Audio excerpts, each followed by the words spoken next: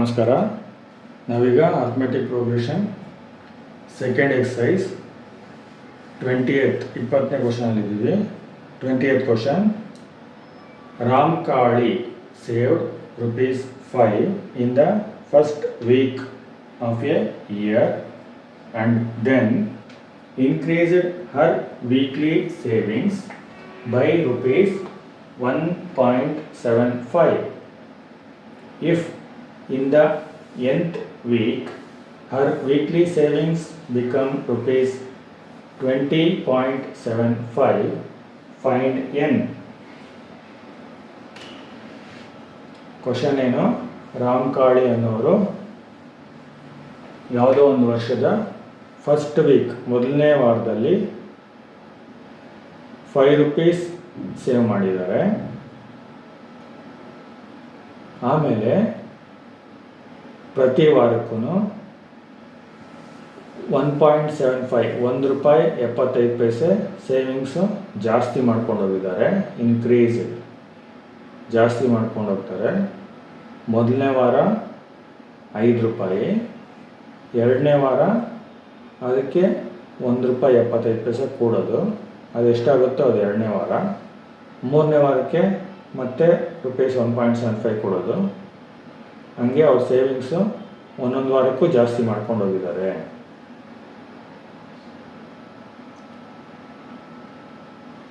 If in the nth week ಯಾವುದೋ ಒಂದು ವಾರದಲ್ಲಿ, ಹೀಗೆ ಒಂದೊಂದು ವಾರನೂ ಜಾಸ್ತಿ ಮಾಡ್ಕೊಂಡೋಗಿ ಯಾವುದೋ ಒಂದು ವಾರದಲ್ಲಿ ಅವರ ಸೇವಿಂಗ್ಸು ಎಷ್ಟಾಗುತ್ತೆ? ₹20.75, ₹20.75 ಆಗುತ್ತೆ. Find N. ಎನ್ ಅಂದರೆ ಅವರು ಯಾವ ವಾರದಲ್ಲಿ ಅವ್ರ ಸೇವಿಂಗ್ಸು ₹20.75 ಆಯಿತು.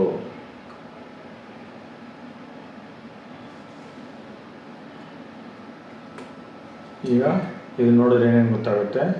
ಎ ಫಸ್ಟ್ ಟರ್ಮ್ ಗೊತ್ತಾಗುತ್ತೆ, ₹5 ಮೊದಲನೇ ಟರ್ಮು, ಮೊದಲನೇ ವಾರದಲ್ಲಿ ಅವ್ರ ಸೇವಿಂಗ್ಸು. ಆಮೇಲೆ ಡಿ ಕಾಮನ್ ಡಿಫ್ರೆನ್ಸ್ $1.75, ಒಂದೊಂದು ವಾರಕ್ಕೆ $1.75 ಜಾಸ್ತಿ ಆಗ್ತಾ ಹೋಗಿದೆ. ಎ ಎನ್ ಲಾಸ್ಟ್ ಟರ್ಮ್, ಅವರು $20.75 ಎಲ್ಲಿ ನಿಲ್ಲಿಸಿದ್ರು, ಯಾವ ವಾರಕ್ಕೆ ಆಯಿತೋ ಅದು ಲಾಸ್ಟ್ ಟರ್ಮ್ ಅಂತ ತಿಳ್ಕೊಳ್ಳೋಣ. Last term $20.75. N number of terms ಅಥವಾ ನಂಬರ್ ಆಫ್ ವೀಕ್ಸ್ ನಾವು ಕಂಡುಹಿಡಿಬೇಕು. Formula same formula. N = A + n-1D.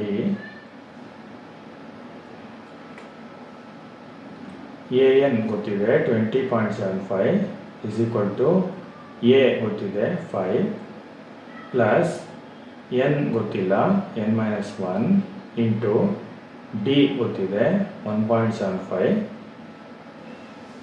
ಇದೇನೋ ಮತ್ತೆ ಇಂಟು 100 ಹಾಕ್ಬಿಟ್ಟಿದ್ದೀವಿ. ಏನಕ್ಕೆ ಗೊತ್ತಾಗ್ತಾ ಇಲ್ಲ, ಯಾಕೆ ಹಾಕಿದ್ದೀವಿ? ಡೆಸಿಮಲ್ಸ್ ಹೋಗ್ಸೋಕ್ಕೆ. ಡೆಸಿಮಲ್ಸಲ್ಲಿದೆಯಲ್ಲ, 20.75 ಇದೆ, 1.75 ಇದೆ. ಆ ಡೆಸಿಮಲ್ ಪಾಯಿಂಟ್ಸ್ ಹೋಗ್ಸೋಕ್ಕೆ ಇಂಟು 100 ಹಾಕ್ಕೊಂಡಿದ್ದೀವಿ. ಪಾಯಿಂಟ್ ಆದಮೇಲೆ 2 ಡಿಜಿಟ್ಸ್ ಇದೆ, ಅದಕ್ಕೋಸ್ಕರ ಇಂಟು 100 ಹಾಕ್ಕೊಂಡಿದ್ದೀವಿ. ಪಾಯಿಂಟ್ ಆದಮೇಲೆ 1 ಡಿಜಿಟ್ ಇದ್ದರೆ ಇಂಟು 10 ಹಾಕ್ಕೊಂಡ್ರೆ ಡೆಸಿಮಲ್ಸ್ ಹೋಗುತ್ತೆ.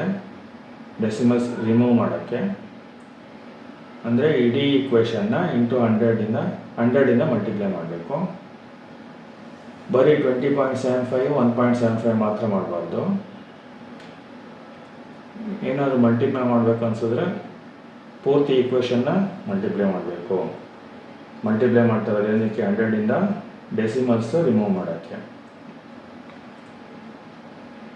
ಫಸ್ಟು 20.75 ಇಂಟು 100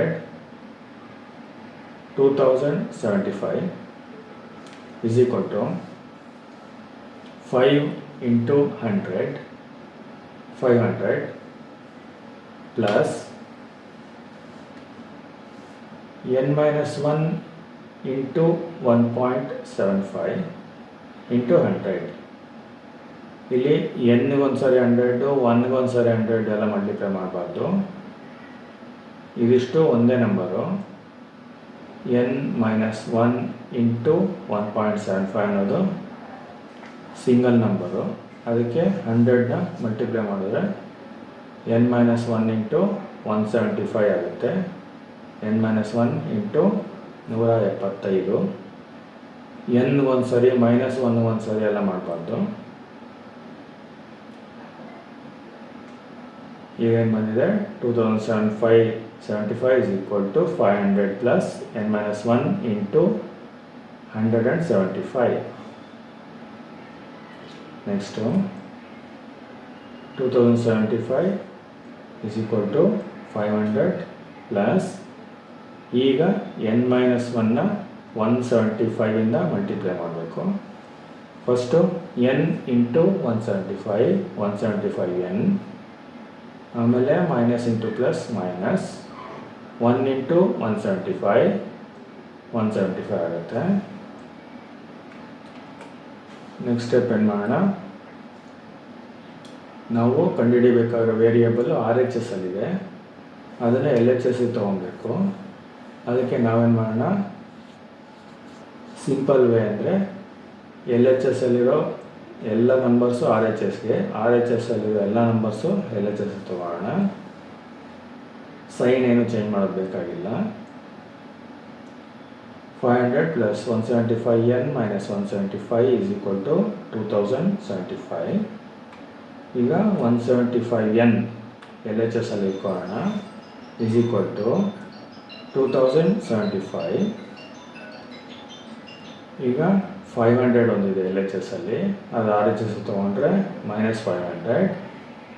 ಆಮೇಲೆ ಇನ್ನೊಂದು -175 ಇದೆ, ಅದನ್ನು RHS ತೊಗೊಂಡ್ರೆ +175 ಆಗುತ್ತೆ. ಈಗ 175n is equal to 2075 minus 500 plus 175. Next 175n is equal to ಮೂರು ನಂಬರ್ ಕ್ಯಾಲ್ಕುಲೇಟ್ ಮಾಡಿದ್ರೆ 1750 ಬರುತ್ತೆ, 1750. ನೆಕ್ಸ್ಟು 175n ಅಂದರೆ 175 ಇಂಟು n ಮಾತ್ರ LHS ಇಟ್ಕೊಳ್ಳೋಣ. 175 RHS ತೊಗೊಂಡ್ರೆ ಡಿವಿಷನ್ ಆಗುತ್ತೆ. n is equal to 1750 divided by 175 is equal to 10. 1750 divided by 175 is equal to 10. ಅಂದರೆ ಈ APಯಲ್ಲಿ ನಂಬರ್ ಆಫ್ ಟರ್ಮ್ಸ್ 10 ಇದೆ. ಅಂದರೆ ಅವ್ರದ್ದು ₹20.75 ಸೇವಿಂಗ್ಸ್ ಯಾವಾಗ ಆಗುತ್ತೆ ಅಂದರೆ 10th ವೀಕಲ್ಲಿ ಆಗುತ್ತೆ. Thank you.